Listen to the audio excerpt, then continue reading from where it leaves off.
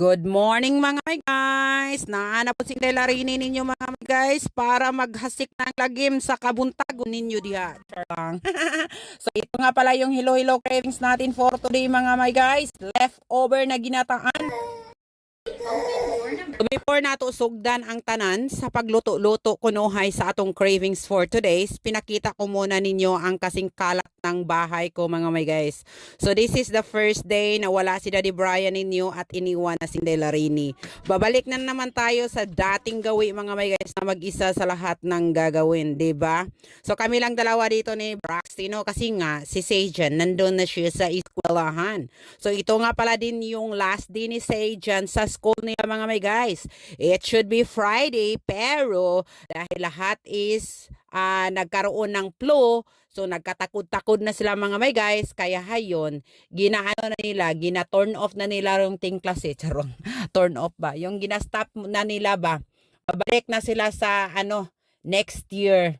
So, may makakasama din tayo while wala si Daddy Brian ninyo ba. So, at least, si Sijan yung mababantay kay Braxy kapag magawa-gawa tayo ng magawaing bahay, no? Pero sa ngayon, tiis-tiis ganda muna si Delarini, no? Kay wala man si Sijan. So, bahala na ni Ron. So kagabi mga may guys, dahil pagod na pagod kami ni Red Brian ninyo mga may guys, at hindi din kami nakapaglinis ni Brian kasi nga si Brian din maagang gigising para mag drive papuntang work, kaya sinabi ko na lang sa kanya na kaya ko na yan gagawin tomorrow morning kasi nga gabi na kami kanang nakauwi kagabi. Nakita nyo naman dyan kung sino yung nanonood talaga ng video ko dyan, no? So updated everyday, no? So yun. So natulog na lang kami ng maaga mga may guys, while ako din nag-edit at nag-upload sa inyo. So late na din yung video natin, no? So hayan, so sa sobrang dami ng hugasin natin mga may guys, so ngayon ko na lang ito gina-warsyak talaga ba. Mabuti na lang talaga si Braxy doon is lang, wala pang nag-iyak-iyak. So ayan, ko muna itong hugasin natin mga may guys. So, oh my God, mga isang araw na itong kalagpas ba na hindi ko pa hinugasan yung sinudlan ko bitaw sa mga prutas mga may guys. Oh my Lord, pagkatupulanan na naman yun ni Delarini, no? Sometimes talaga mga may guys, hindi talaga yan maiiwasan na mutukar po atong katapol usahay, no? So, kailangan din na relax po usahay ginagmay, char lang. So, ayan mga may guys, so, dahil inuna pa natin yung mga trabaho natin mga may guys, no? So magluto po tayo ng sinabawan na ginataan na sobra natin kagabi yung tilapia mga may guys ba, yung mataba-taba talaga mga may guys ba. So thank you sa nag-comment dyan, no? Sa pwede daw gataan yung tilapia. So yung tilapia mga may guys is sobrang katambok-tambok talaga yan mga may guys ba. Oh my Lordness. So, meron tayong atsal, kamatis, sibuyas, luya, magic sarap, tapos gata, at tapos batong. So, lagyan po natin ng asin at bell pepper mga may guys. Tapos, tikman na din natin mga may guys. So, dahil inuna pa natin yung trabaho natin, so, pagkatapos nito, kakain na din tayo, no? Para naman masudlan itong katsyansya natin mga may guys, no? At tapos meron akong inad-add dito na mga may guys, kamatis, again onions at saka ginger. Dinalagyan ko siya ng kanang asukal. And then magluluto na din ako ng mais mga may guys, no? Bagay na bagay talaga ito mga may guys sa ulam natin this morning. So itong pagkain ko morning at lunch na talaga to. Tapos ito nilagyan na natin yung salad natin na ampalaya. Ayan mga may guys. Oh my God, napaka-perfect combination talaga sa ulam na meron tayo ngayon mga may guys. At thank you sa nag-comment talaga, no? Kasi napakasarap talaga nitong ginataang tilapia mga may guys. So ayan, inukay-ukay ko muna itong natin, no? Kanang mais natin, no? Magluto-luto tayo, no? Grits po yan mga may guys na mabibili po natin siya sa or dollar store. You know, I'm cooking over there! I'm cooking?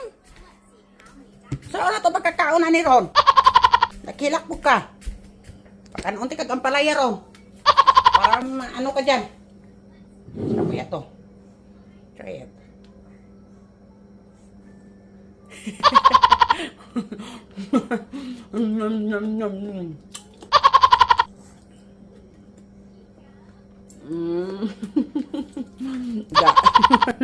Tagam. At dahil naabutan na po tayo ni Braxy sa kaiyak-iyak mga may guys, hala, kugos ina. So mabuti na lang nakapaghugas na po tayo ng napakabongga dito, no? Malinis na, no? And then maghukad na din tayo mga may guys. Napatulog ko na din si Braxy. At ayan siya, ready to eat po tayo, no? Parang walang disturbo ba kapag magkain-kain tayo. Tingnan nyo mga may guys. Kita mo yung edible na yan mga may guys. Finally mga may guys, nakakaon na din sa wakas. Ayan, nakatulog na si Braxton, no?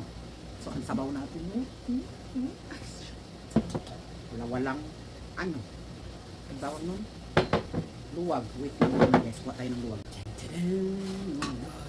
Oh my guys. Nakasabaw na din tayo sa wakas, no? Ito yung pangpagatas, no? Pero kaya lang, hindi na tayo naggatas-gatas, no? So, ayan. Ito, laki.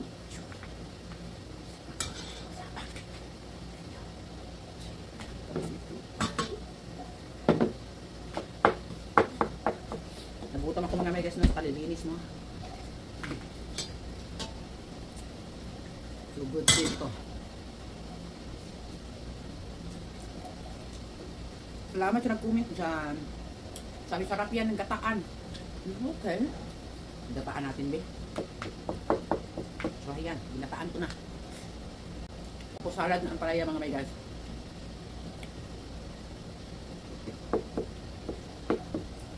Perfect. Perfect.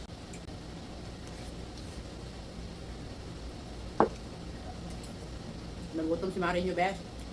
Marami pa siyang gagawin na i-continue, no?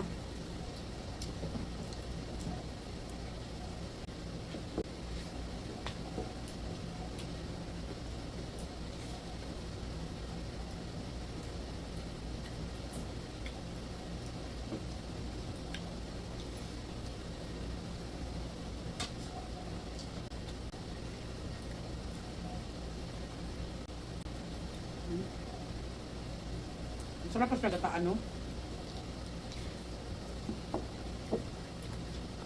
Kapag nagsasawa ka sa pinirito ba, nakain mo na, pwede mo gataan.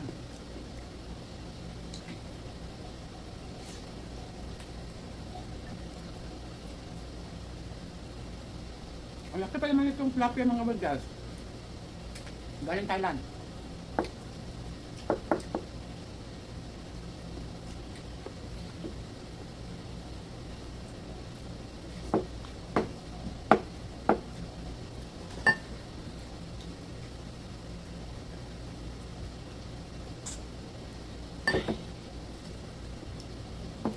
Tapos mais yung luto nyo mga guys. Oh my God, satisfied talaga yung kaon nyo. I'm just telling mo. I-try nyo nga magsalad ng ano?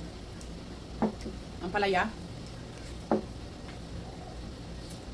Wala isang pait kasi inano ko lang madaming asin. Kaya yung nadalag-lasa niya talaga is yung tuka na may matamis-tamis ba?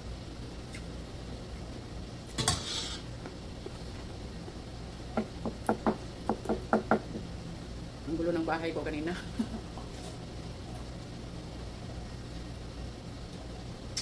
Nung pagod na pagod ka ba? Hindi ka nakapaglinis ng sa gabi. Ang tambok niya mga may guys, promise. Yung oil niya bitaw sa ano no, sa sabaw no. Nandun talaga.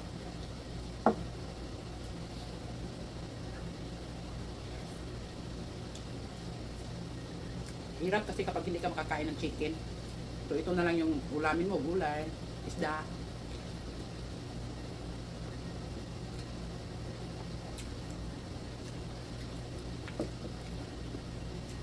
Parang katawan ko sumusuko na sa seafoods mga may guys. Kahit palagi ako nag-seafood ba, nakikita niyo naman, di ba?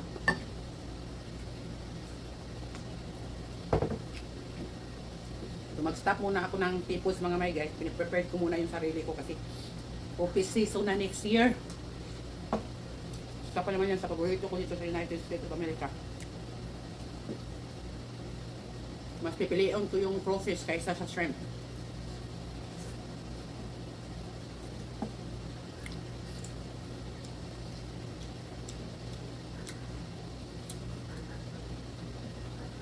Ang sarap kasi ng crawfish. Gana.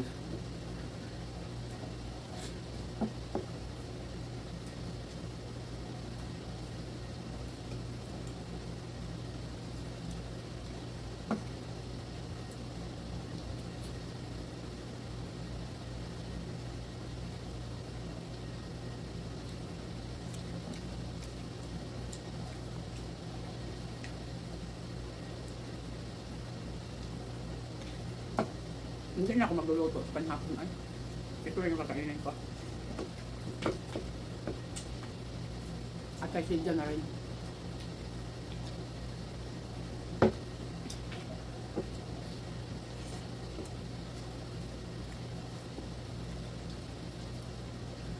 Sambok na.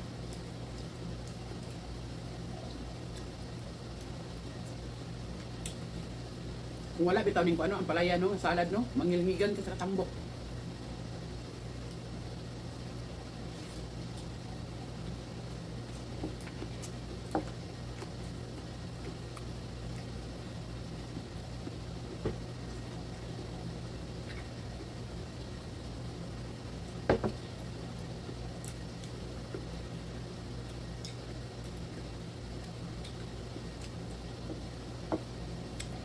Masarap yung salad na may pagkaano siya, matamis-tamis siya ba.